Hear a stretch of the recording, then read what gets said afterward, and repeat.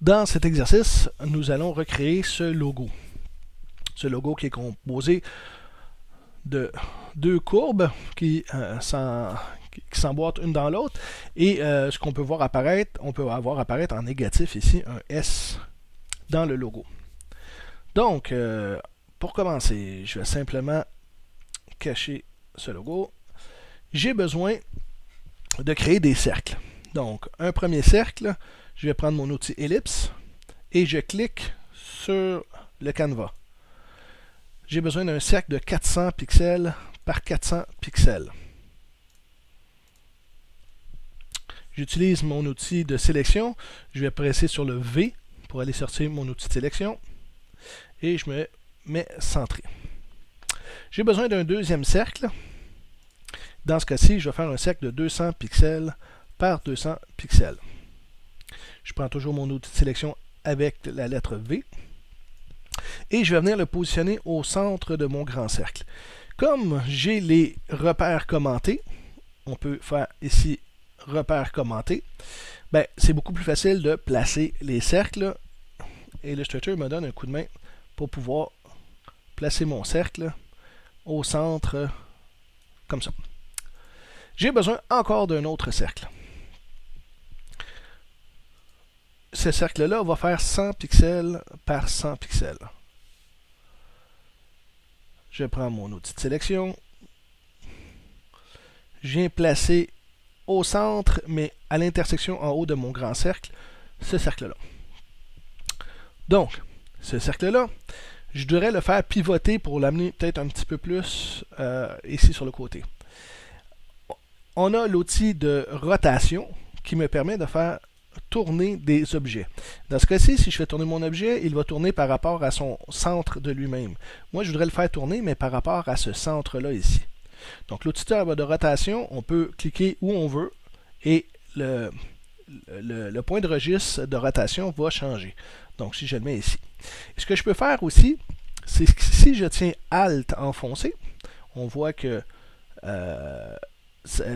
l'outil de rotation, ma croix ici va changer. Je clique une fois, ça m'ouvre la boîte de dialogue pour me dire combien de rotation je veux. J'ai ici cliqué sur l'aperçu, donc je peux aller chercher vraiment la rotation que je veux par rapport à mon point de centre ici. Ce que je vais faire, c'est simplement un moins 30 degrés. Donc moins 30 degrés, je le mets ici et je clique sur OK. Donc, j'ai une rotation par rapport à ce point-là. Ce que je voudrais faire, c'est me faire un autre cercle exactement en bas ici. On va aller utiliser l'outil miroir. L'outil miroir qui me permet de copier, de faire une copie miroir de ce cercle-là. Je vais faire aussi la copie miroir par rapport à ce centre-là. Donc, je tiens le Alt enfoncé et je clique sur le centre. Ça va me donner ici le miroir. Moi, je veux une copie horizontale. Donc, il a pris mon cercle ici et il a descendu complètement en bas. Et je ne vais pas cliquer sur OK, mais sur copier. Je veux une copie de mon cercle. Donc, j'ai deux cercles qui se sont positionnés parfaitement. Ensuite de ça, je voudrais utiliser des outils pour pouvoir fusionner des portions et enlever aussi des portions de ce logo. Donc, l'outil que je vais utiliser, moi, c'est l'outil concepteur de forme. L'outil concepteur de forme, ce que ça fait, c'est qu'on peut sélectionner des portions et les fusionner ensemble. Donc, je vais premièrement prendre ma flèche, je vais sélectionner tout mon logo. Je vais prendre l'outil concepteur de forme et je vais jumeler. On le voit là, on se promène avec l'outil concepteur de forme et ça me dit qu'est-ce que je peux sélectionner. Si je prends ce cercle-là ici, je clique à l'intérieur et que je glisse jusque dans l'autre portion, ces deux portions-là vont fusionner ensemble. Donc, j'ai un cercle ici comme ça. J'ai mon petit cercle ici. Je clique, je glisse jusque dans la grande portion et elles ont fusionné ensemble. Par la suite, ce que je voudrais, c'est d'enlever ces deux portions-là ici. Je n'ai plus besoin de ces deux portions-là.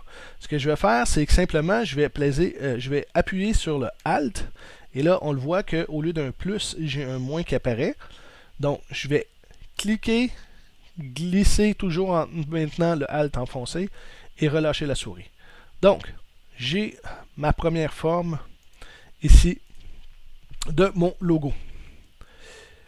Ensuite de ça, avant de faire une copie de cette forme-là, ben, je voudrais peut-être lui donner de la couleur.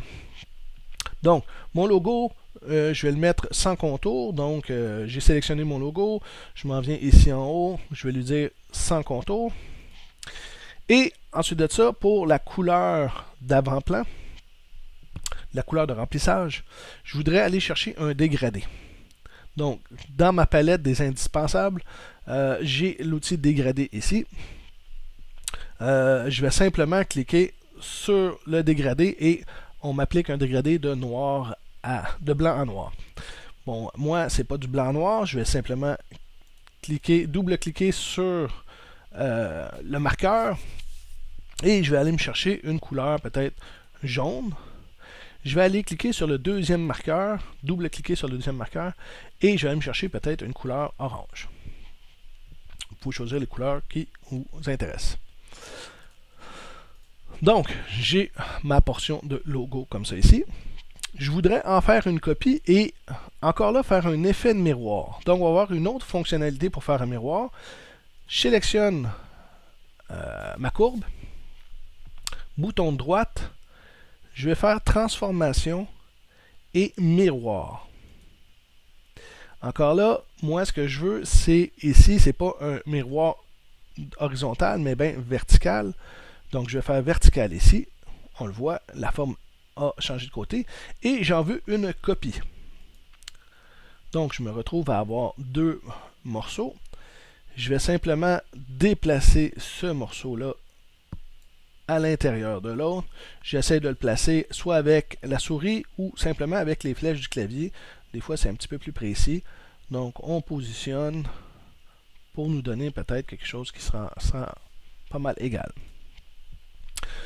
Une fois que c'est fait, ben, je pourrais toujours aussi simplement lui donner peut-être, en sélectionnant avec mon outil de sélection, j'ai sélectionné les deux portions et je vais simplement lui donner une petite courbe et ramener ça peut-être au centre. Si je voudrais centrer par rapport à mon canevas, ben, comme j'ai deux morceaux, il faudrait que je groupe en premier, donc objet associé ou contrôle ou commande G. Et ensuite de ça, par rapport ici, je voudrais aligner par rapport au plan de travail. Donc je suis déjà sélectionné. Je vais simplement ajuster horizontalement pour centrer et ajuster verticalement pour centrer. Et voilà, mon logo. Mon logo est fait sans trop de difficultés.